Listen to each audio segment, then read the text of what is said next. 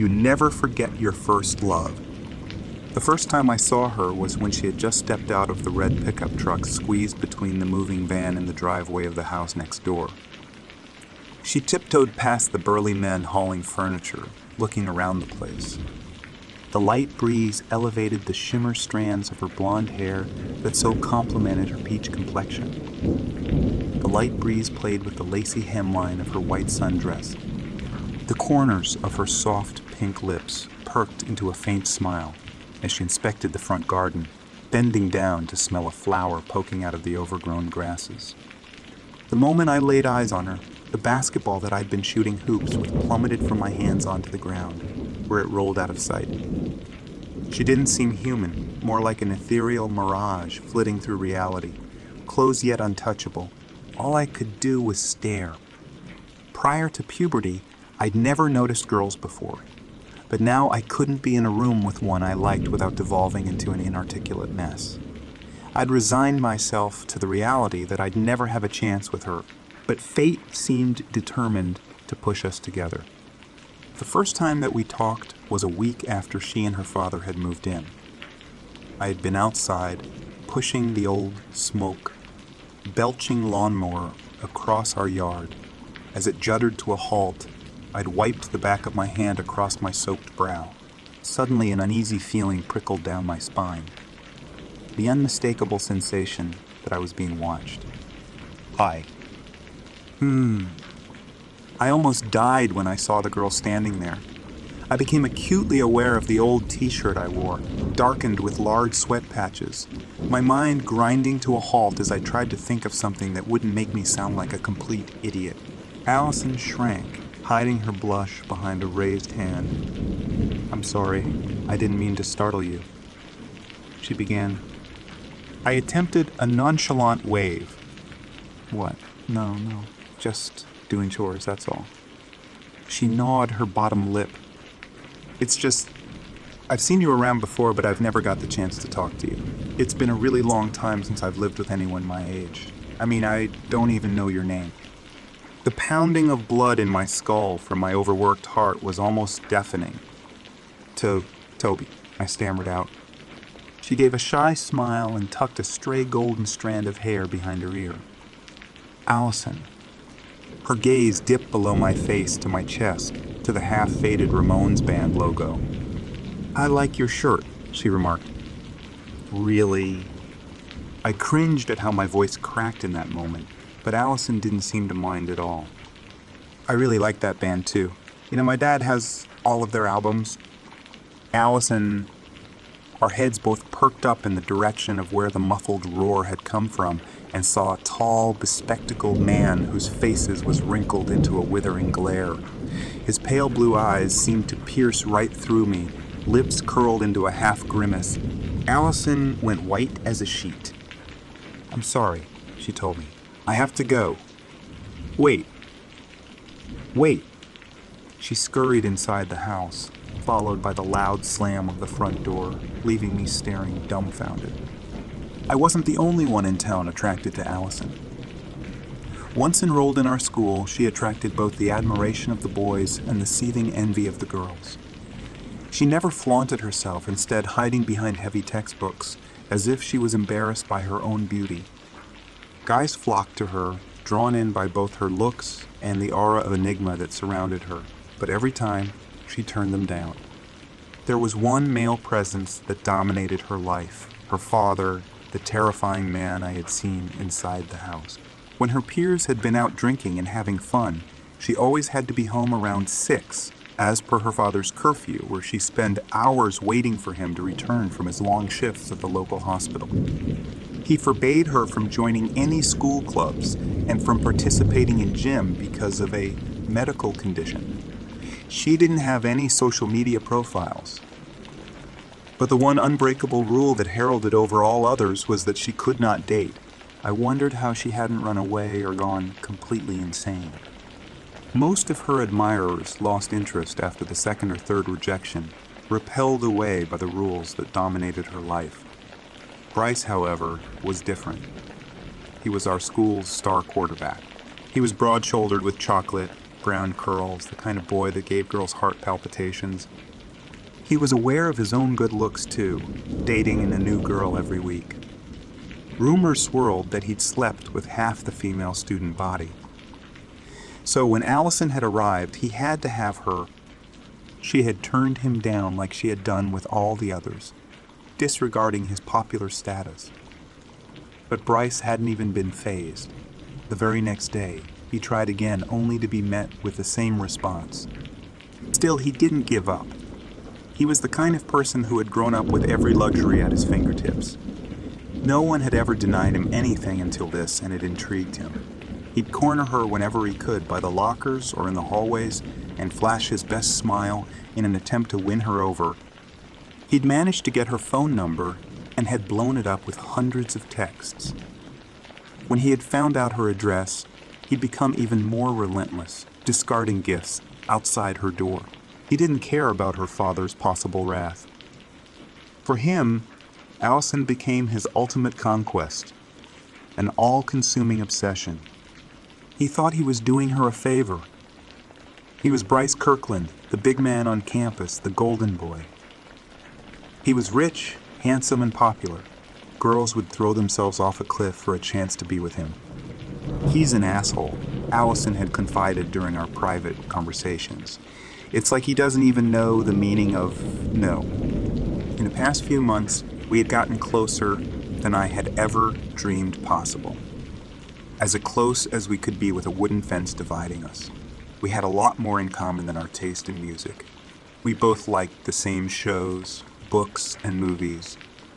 There was something about how her eyes would light up and she would wave her hands about in exaggerated gestures that made my heart swell. She had ached to talk about her interest with someone else for so long. She'd used the excuse of gardening to slip out and engage in hushed conversations at the side of the house, beyond her father's prying eyes. I swallowed. This sounds kind of creepy, Allison. You should really tell someone about this. The school, maybe your dad. At the mere mention of her father, Allison's throat tightened. I don't like him, but I don't want him to end up in a shallow grave, she muttered. We laughed, but deep down, we both knew it wasn't an impossible thought. Toby, she sighed. I've dealt with guys like Bryce before. They give up eventually, usually after they meet my dad. Her slender fingers clutched the staked edge of the fence, inches away from grazing my knuckles. It's just so nice having someone to vent about all this to. You're a good friend, Toby, you know that? I couldn't dispel the sick feeling inside of me, all too aware of my own hypocrisy. I wanted her the same way Bryce did. She was a constant thought, one that hung over my hormone-addled brain. Every day, I wanted to tell her how I really felt about her. But she needed a friend more than anything else. She was so much more than just the girl next door, and I didn't want to destroy what we had built up. So I pushed those feelings down and tried to ignore them. On a balmy Friday evening long after school had ended, I'd retired to my room to play video games. My ears picked up on some discordant sounds, which I realized weren't a part of the sound design, but were coming from outside. Cautiously, I peered out the half-open window and saw two figures struggling in the neighboring driveway. As I squinted closer, I made out Bryce's muscular figure looming over a struggling Allison. Getting really tired of your games. I'm a nice guy, but I have my limits.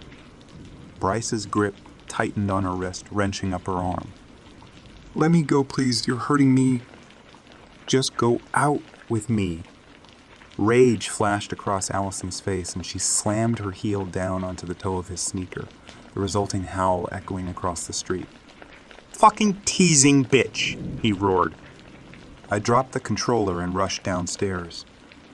I didn't care that Bryce outclassed me by at least 6 inches and 70 pounds of muscle. I knew that I had to help Allison. By the time I burst through the front door, he already had her pinned up against the wall of the house. Before either of us could do anything, Allison arched up with a pained shriek. She staggered back out of Bryce's grasp, holding her head in her hands. Bryce and I could only watch in gaping, open-mouthed horror as her spine folded backwards on itself with a wet crack, far enough that the bony outline of her vertebrae jutted through her stomach. She snapped back into an upright position, spine prickling out through her clothes into a dorsal fin. The material strained to contain her as her body continued to elongate and deform before our very eyes. Her skull swelled up into the shape of a pumpkin, as if it was being inflated with air, so much so that her eyeballs almost popped out of their sockets. It pushed her eyes farther apart, and the cartilage of her nose flattened until it was little more than two indistinct dots in the center of her grotesquely oversized face. Her mouth split open into a horizontal grin, the flesh of her cheeks tearing up to expose her bloody gums and bristling gray teeth. The joints of her knees bent backwards as her legs thickened with veiny muscle that shredded through her modest blue skirt, hoof-like feet bursting out of her shoes. A smaller pair of skinless vestigial arms unfolded out from her shoulder blades, grasping at the air. Inspecting close, I saw there were two gaping lamprey-like mouths in the middle of both palms. At 16 years old, Bryce was already 6'5", and most of the other students barely reached his shoulders. But the transformed Allison made him look like a little boy. She was easily 7 feet high in this state. He stared up ashen-faced, his lower lip quivering like he was seconds from bursting into tears. The sour smell of urine, soaked denim tinged the air. She lunged without any hesitation or mercy, hoisting him into the air with just one hand. He struggled, his sobs getting weaker as she crushed his trachea in her hand. The look in her eyes was animal. The smaller arms clamped onto him. Hands splayed flat against his chest. His dangling legs grew limp as she slowly exsanguinated him. He seemed to age 80 years in under 2 minutes, his muscles deflating and elasticated folds of skin hanging over his collar. The flesh of the arms plumped as they siphoned the vital fluids from his body. Even the color vanished from his hair, his brown hair dyed snow white. Once she had her fill, she dropped him to the ground, where he remained motionless. After what felt like an eternity of watching, my muscles unfroze and I took a step backwards, only for a loud twig to crack. Those same sunken yellow eyes that had watched the life fade from Bryce's now turned to face me. She leapt over the fence, the impact of her massive body scattering wooden fragments all over our front yard. Her shadow encased me where I stood under her, saliva dripping down from her jaws and soaking into my scalp.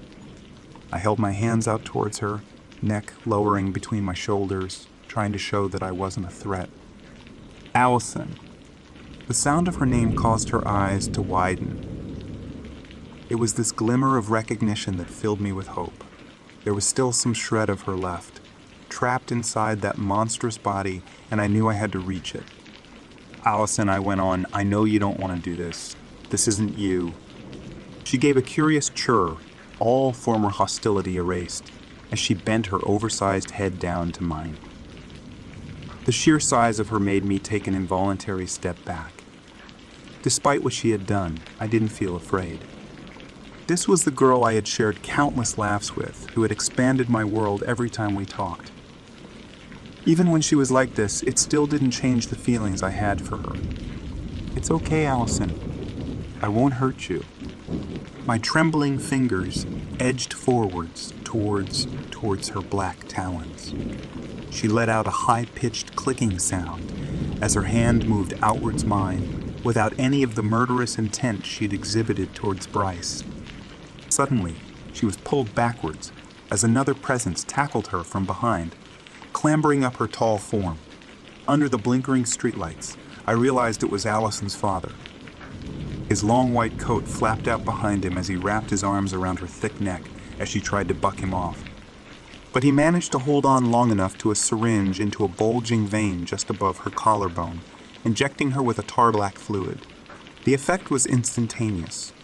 Her rage subsided, arms hanging limp at her bony sides. Both bodies crashed onto the grass as she reverted into her smaller human body, her smaller, secondary arms folding back under the skin of her shoulder blades. I rushed to pulling her over onto her side. Her eyes were closed with only the near invisible rise and fall of her rib cage being the only indication of life. Her father glared over at me, still panting from the exertion. "You," he growled. So, this was how I would die, I thought to myself, not by Allison's claws, but by her father's human hands. I closed my eyes, waiting for them to squeeze around my neck. But instead of violence, he pointed towards the open door of the adjacent house. "Get her inside as soon as possible and make sure she's insulated. I'll take care of the body." He pushed his face close to mine, his cold breath trickling over my skin. "If you try anything, and I'll take care of you too," he gritted out through clenched teeth. I wasn't about to test his bluff, instead bobbing my head as I pulled off my sweater and wrapped it around Allison's body. I lifted her up and carried her inside the house. The inside of the house was far from the prison I'd imagined it to be. The walls were a neutral, creamy beige that were almost bare, aside from a few picture frames hung there. After entering the living room, I stumbled around for the switch in the darkness afforded by the heavy, drawn blackout curtains. As I laid Allison down onto the couch, I noticed the thick medical books scattered across the oak coffee table. Most of them displayed passages on human anatomy and genetics. A torn piece of paper was tucked in between the pages of one, adjacent to a detailed illustration of the female endocrine system. Even though I knew better, I opened it to peer at the jointed notes scrawled into it. Transformations getting more severe, suppressants not working, hormonal changes. Human cells overridden, stem cell therapy an option. I closed the book and looked back to Allison, who was still sprawled comatose on the couch. It was hard to believe that she'd just killed someone. My own teenage troubles paled in comparison to whatever she'd been going through. I wondered why she had never confided in me about it. How long had she bottled it up for? Did she think I wouldn't understand, or, God forbid, reject her? "I'm sorry," I whispered. The hours we spent there in that room were the longest and most anxious of my life. I kept waiting for an armed SWAT team to break down the door or black, suited men to arrive to take her into custody and erase any memories I had of her. Allison didn't deserve any of this. She just wanted to enjoy life. I wish that I could open a door and throw her into a paradise, one where she'd be safe from all this. Heavy footsteps trudged up the steps and the door unlocked. I leapt in front of Allison, ready to take on whatever came through. Her father gave an unimpressed look when he saw me, his formerly white sleeves now caked with mud. He shoved me out of the way as he leaned over his daughter. He pulled out another needle from his pockets and gave her a second dosage in the neck. I instinctively pulled away from the sight. "What is that?" I knew those words were a mistake the second they left my mouth. My voice ignorance seemed to increase his visible dislike of me tenfold. "That happens to be the only thing keeping her alive right now," he replied, cold and curt. I refused to be afraid of him. Not what after I'd seen. "What is this?" I demanded. "What's happening to her?" He shook his head with a humorless chuckle. He pulled off his spectacles, wore heavy dark bags under his eyes. "I've been trying to figure that out for the past 15 years, he admitted. He paced beside his daughter, his hands tucked behind his back and eyes never leaving her. "It's been this way since she was a child. I've been trying to keep it in check, but the serum's losing effectiveness. The other side, it's too strong. It's not her fault. She can't control it. But I've never seen her behave like that in that state when you spoke to her. I was sure that she was going to kill you. But she didn't. She cares about you. It was like how her mother and I used to." He stopped himself before he could reveal any more, affixing his stoic mask back on. "If you know what's good for you, then you won't breathe a word of this to anyone." His face faltered mid-threat as he looked down at his daughter. He stroked her hair before planting a gentle kiss on her forehead. "Please." His voice was quieter now, for her sake. I nodded. "I won't, sir. I promise." By the time Bryce's face was plastered across countless missing posters, Allison and her father were long gone, having resettled in another state, far from the suspicion of others. "Don't come looking for me," she told me. "I don't want you to get hurt." It was the last thing she'd said before she'd left. She couldn't even look into my eyes, her gaze fixed to the ground. She was ashamed that I'd seen her in that form, one she and her father had tried to hide from the world. He hadn't devised those rules as a way of protecting her from others, but rather to protect others from her. She never left my mind, not even when I'd finished high school and headed into college, and even after graduating as a fully fledged adult.